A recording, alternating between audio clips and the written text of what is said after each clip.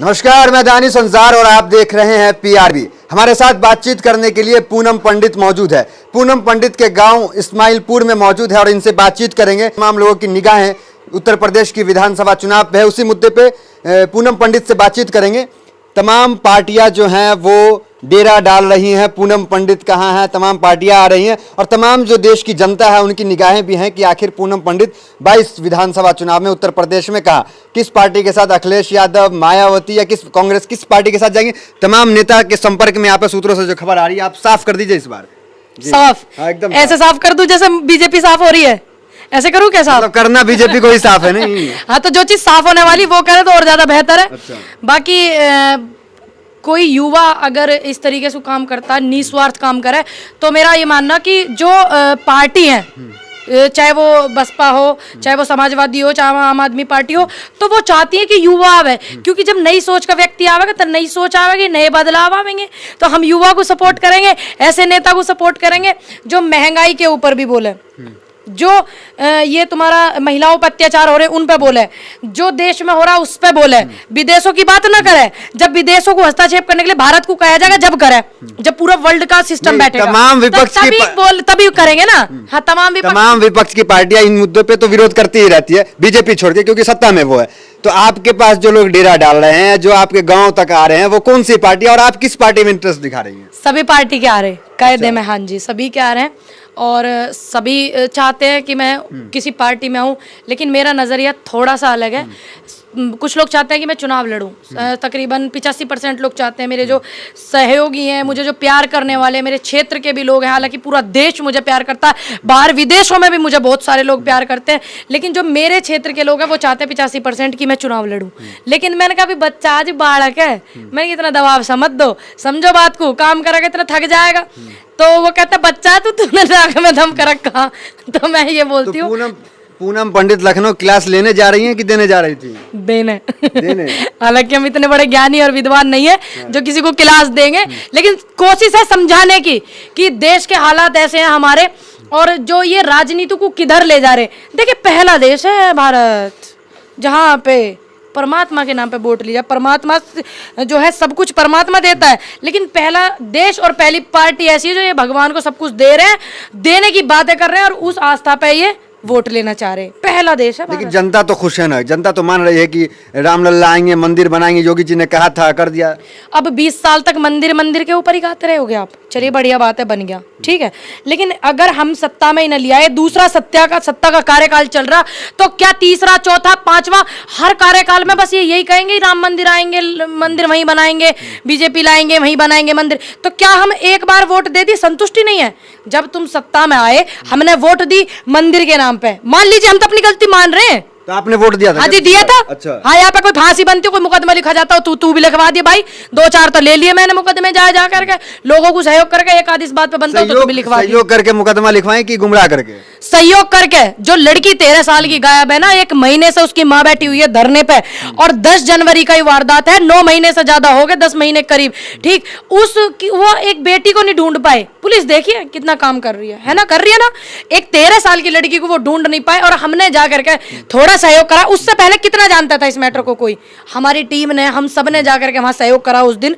तो इस बात की मुकदमा उठा नहीं उठा, आवाज उठी, बुलंद हुई, प्रशासन भी डरा। हालांकि वो शासन से ज्यादा डर रहे हैं। अभी जिस मुकाम पे पहुंचना चाहिए, जो मुकदमे होने चाहिए, वो नहीं हुआ, ठीक, जिस मुकाम पे पहुंचना चाहिए, ना गुड़िया को ढूंढ पा रहे हैं वो अभी। तो सहयोग करा, सहयोग का ही तो नतीजा लेना पड़ा हमें। बीजेपी के कार्यकर्ता वे, ठीक, जिनको मैंने सहयोग करा, तो मैंने इस चीज को नहीं देखा ना कि वो बीजेपी के कार्यकर्ता, मैंने ये चीज देखी कि एक माँ परेशान है 13 साल की लड़की के लिए, मैंने इसलिए जाकर, मतलब उनके जो लोग हैं, कार्यकर्ता है, वो भी सरकार से परेशान है, वो भी परेशान है। और उनका इंटरव्यू देखना आप, उनका स्टेटमेंट देखना, जिनकी बेटी गायब है, उन्होंने बताई है कि आज तक भी इतने दिन से हम बैठे, हमारा कोई भी साथ देना हमारी पार्टी का नहीं है। आज हमें दुख होता है कि हमने ऐसी पार्टी का साथ दिया जो हमारा ही साथ देने के लिए तैयार नहीं है। मान लिया कि वो बीजेपी का बूथ अध्यक्ष है ना लड़का, जिनके खिलाफ उन्होंने मुकदमा करवाया। आपका एक बयान पीआरबी पे ही आया, एक पत्रकार ने इंटरव्यू, जिसमें आपने कहा कि 403 विधानसभा पे आप चुनाव लड़ेंगे, लेकिन आपको नहीं लगता है कि सामने प्रधानमंत्री जैसा फेस, सामने योगी आदित्यनाथ जैसा बड़ा संत वाला फेस, उनके सामने पूनम पंडित अपने आप को कहाँ आंक रही हैं? एक महिला को कभी चैलेंज ना दे, मैं इनमें गलती तो यही थी, यही गलती इन्होंने बंगाल करी थी, ठीक, सभी को पता मैं निस्वार्थ काम कर रही हूँ, ठीक है। आप मेरे घर भी आते हैं, आपने मेरे घर का भी माहौल देखा, जो मेरे घर का पहला माहौल था आज भी वही है, कोई मैंने ऐशो आराम नहीं लिया किसी से, ठीक है। और आने वाले समय में भी ऐसा ही रहेगा। और जिस तरीके से मैं अपने घर को थोड़ा थोड़ा सा आगे बढ़ाती आई हूँ, उसको बढ़ाती रहूंगी अपनी मेहनत से, किसी की दलाली से नहीं, पहली बात। दूसरी बात, किसी औरत को कमजोर लेकर इन्होंने वहां गलती करी थी। तीसरी बात, मैं निस्वार्थ काम कर रही हूँ, चाहे मुझे कुछ भी करना हो, क्योंकि मैं देश में शांति चाहती हूँ, देश में शिक्षा को बढ़ावा दे, मैं ऐसी सरकार चाहती हूँ। मेरी समस्त टीम, मेरे समस्त सहयोगी इस बात को समझते हैं, इसलिए वो मुझे सपोर्ट करते हैं, इसलिए मुझे बुलाते हैं, बुला करके आशीर्वाद प्यार देते हैं, ठीक। तो मैं चाहती हूँ कि शिक्षा आगे बढ़े, हॉस्पिटल अच्छे हो। ये हमारा देश अभी इन्होंने पीछे और ज्यादा कर दिया, तो हमारा देश ये इसी सिस्टम में उलझा करके वो रखना चाहते हैं। जब भी सेकुलरिज्म पे कोई बात होती है, उसमें देश को बांटने की कोशिश करें, उसमें उलझाने की, तो वो देश हमेशा पीछे होता है। वही हाल ये भारत का कर रहा है। आपने हॉस्पिटल की बात की, इस पे हम आएंगे, लेकिन सबसे पहले आपने महिलाओं की बात की कि महिला से टक्कर लेना, वो महिला एक अपने में एक ताकतवर है, लेकिन स्मृति ईरानी भी तो एक महिला है, उनकी पार्टी में है, उनका भी आत्मविश्वास पूरा है कि हम जीत रहे हैं। उनके अंदर इतने ही बोलने की ईश्वर ने ताकत नहीं दी। जब एक औरत का लखीमपुर खीरी में पल्लू खींचा जा रहा था, साड़ी उसकी उतारी जा रही थी, चीर हरण हो रहा, भगवान ने उनको इतनी ताकत ही ना दी। 2 शब्द वो उस औरत के लिए बोल देती है, एक औरत होकर, तो आप कैसे मान सकते हैं कि उनके अंदर ताकत है, पावर है? मैं तो मानती नहीं। दोबारा आ गई, मंत्री बन गई, आप कह रही पावर नहीं है, ताकत नहीं है। कार्यशैली देख के तो उनको क्या चुना गया? कार्यशैली हमने देखी, हमने थोड़ी चुना। जिन्होंने देखी उन्होंने चुना भैया, जिनके हाथ में पावर है। स्मृति ईरानी को आप नहीं मानते हैं कि वो अच्छा काम कर रही है? बिल्कुल नहीं मानते। जब मानते थे वो अच्छा काम कर रही हैं, जब वो सिलेंडर ढो ढो करके महंगाई के खिलाफ खड़ी होती थी और प्रधानमंत्री के मुंह पे चूड़ियां भिजवाती थी कि चूड़ी पहन लीजिए मनमोहन सिंह, जब मानते थे कि हाँ वो मेहनती हैं, जुझारू हैं, ईमानदार है। अब क्या कहोगे? 7 साल से बोली वो, दिया किसी पे स्टेटमेंट? दिल्ली में अभी 6 साल की लड़की का बलात्कार होगा, क्या दिया उन्होंने उस पे स्टेटमेंट? 8 साल की लड़की का बलात्कार दिल्ली में हो गया, उसको जला दिया, क्या दिया उस पे स्टेटमेंट? पूरे देश ने इनका ड्रामा देखा, पूरे देश ने इनका तमाशा देखा, क्या दिया उस पे स्टेटमेंट? लखीमपुर खीरी में क्या हुआ, दिया उन्होंने? तो आप क्या समझेंगे? इसका मतलब वो औरत कमजोर है। लेकिन महिला सुरक्षा तो बता रही है कि सुरक्षा, मैंने बता दी, इतने वो गिनवा दिया, बरेली कांड गिन लो, हाथरस गिन लो, उन्नाव गिन लो, और कुछ वो कांड है जो दबा दिए जाते हैं, और क्या गिनवाओगे आप? ये तो मैं उत्तर प्रदेश की बता रही हूँ। चलिए अब आते हैं हॉस्पिटल पे। पिछली सरकार जो अखिलेश यादव की थी, उसने हॉस्पिटल भी बनाया। संभाले भी, सुनिए, अच्छी बात है अखिलेश जी ने हॉस्पिटल बनाया, उम्मीद करते हैं आगे भी वो इस तरीके का काम करे और शिक्षा को बढ़ावा दे। इन पे तो वो चीज ना संभाली जा रही जो कांग्रेस बना के गई थी। पूछे 70 साल में कांग्रेस ने क्या करा? देखा नहीं आपने? बीजेपी के नेता, मेरे फोन में वीडियो हैगी, वो कह रहे हैं जो प्राचीर पे भाषण दिया था 1947 में पंडित जवाहरलाल नेहरू ने, ठीक, उनकी वजह से महंगाई है। देखिए, है नहीं नेहरू जी देश में? हाँ जी, नेहरू जी की वजह से नहीं है महंगाई, नेहरू जी की वजह से। एक व्यक्ति का स्टेटमेंट है, बीजेपी का वीडियो है, दिखा दूंगी आपको। देश तो मजबूत हो रहा है, कहा जा रहा है कि देश आगे बढ़ रहा है, राफेल आ रहा है, सब कुछ आ रहा है। जीडीपी देखिए आपने कहाँ देश की? देखिए, बेरोजगारी पता आपको कहाँ है? पता? और महिलाओं पर कितने बलात्कार के इन्होंने कर रखे हैं अत्याचार, वो पता आपको? ठीक, ये बहुत हिंदू हिंदू चिल्लाते हैं, हालांकि मुझे धर्म पे नहीं बोलना चाहिए, क्षमा चाहती हूँ अगर किसी को बुरा लगे मेरा ये शब्द, लेकिन ये बहुत कहते हैं हिंदू, राष्ट्रीय हिंदू बनाएंगे देश को, हिंदू हिंदू ये चिल्लाते हैं। मेरा धर्म सबसे पहले ये नहीं सिखाता, सनातन धर्म, कि मैं किसी के धर्म का अपमान करूँ। दूसरी बात, आप रिकॉर्ड उठा करके देखना, जितनी बेटियों के बलात्कार करे वो किस धर्म से, देख लेना उठा कर। चलिए, आपने एक सवाल को मेरे काट दिया, हॉस्पिटल वाले। पिछली सरकार ने हॉस्पिटल बनाए, स्कूल बनाए, सब कुछ बनाए, लेकिन नतीजा क्या हुआ? जनता ने उखाड़ के फेंक दिया। आया कौन? वही मंदिर, वही राम मंदिर के। तो जनता तो चाह रही है ना कि जो मंदिर की बात करेगा, जो हिंदुत्व की बात करेगा। देखिए, बदलाव हर कोई चाहता है। इतने साल से कांग्रेस थी, आपको भी पता, केंद्र में, तो जनता ने सोची नया दौर आएगा, कुछ और बेहतर होगा और देश डेवलपमेंट होएगा। तो मूर्ख बन गए ना हम जैसे युवा, तो इसलिए हम मूर्ख बन गए थे। हमें थोड़ी पता है, हमारे बुजुर्ग इसलिए मना करके गए थे, इन्हें संघियों को मत लेकर हो।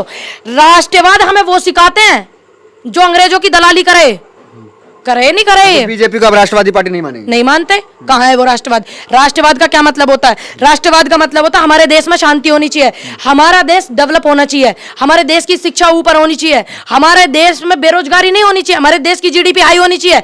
जो राज धर्म का पालन करता है, राष्ट्र धर्म का पालन करता है, वो राष्ट्रवाद पार्टी मानी जाएगी। फिर विदेश में बोलबाला किस चीज का?